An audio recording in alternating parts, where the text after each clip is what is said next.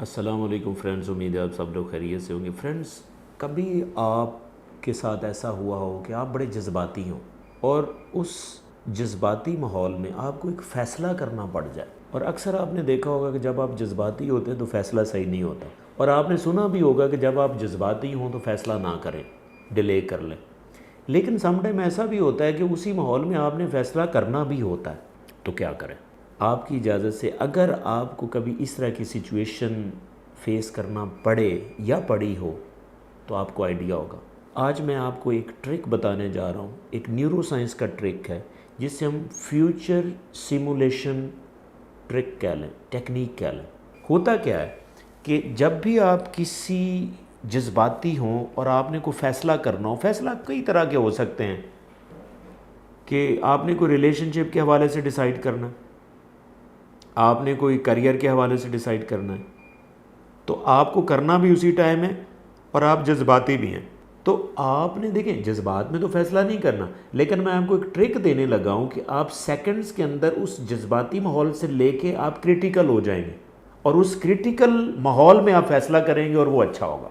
Concept ये आपने करना क्या है, जब भी आप जज्बाती माहौल में हो, बिलीव में थोड़ी देर के लिए अपने आप को कॉन्शियस करें। अगर आंखें बंद करने का माहौल है तो आप आंखें बंद करके ना आंखें बंद करें और अपने आप को सोचें कि जो आप फ़ैसला करने जा रहे हैं, यानी कि अगर आप रिलेशनशिप में कोई फ़ैसला करने जा रहे हैं तो आपने एक टेक्निक लगानी है जो कि फ्यूचर सिमुलेशन, यानी कि आपने फ्यूचर में उस सिचुएशन को सोचना है।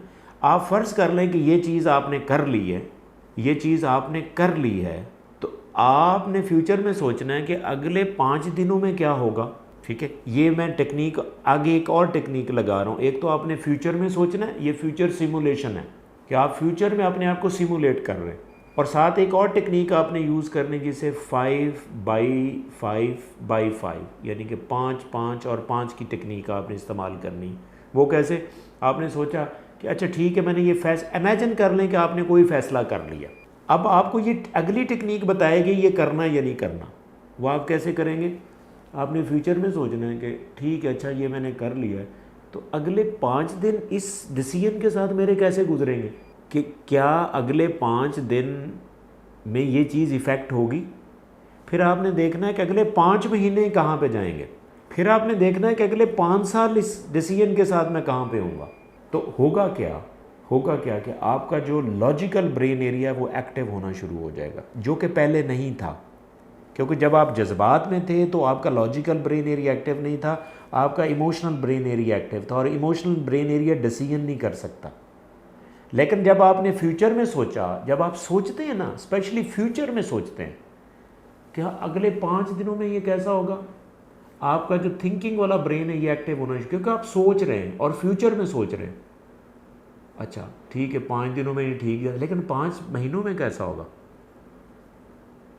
हाँ, ये भी ठीक है। अच्छा 5 सालों में कैसा होगा? ये भी ठीक है। अगर ये ठीक हो रहा है तो वो कर लें, वो आपके फेवर में। अगर वो कैलकुलेट नहीं कर पा रहा कि नहीं 5, ये तो 5 दिन के, आप 5 घंटे भी नहीं इससे अच्छे गुजरेंगे, तो फिर आप वो ना करें। तो इस टेक्निक से आपका एक डिसीजन जो है वो मैच्योर हो सकता है, जिसे हम क्या कहते हैं, future simulation technique. I hope कि आपको ये छोटी सी टेक्निक अच्छी लगी होगी, आप इसको प्रैक्टिस करें, इंशाल्लाह आपको रिजल्ट में मिलेंगे।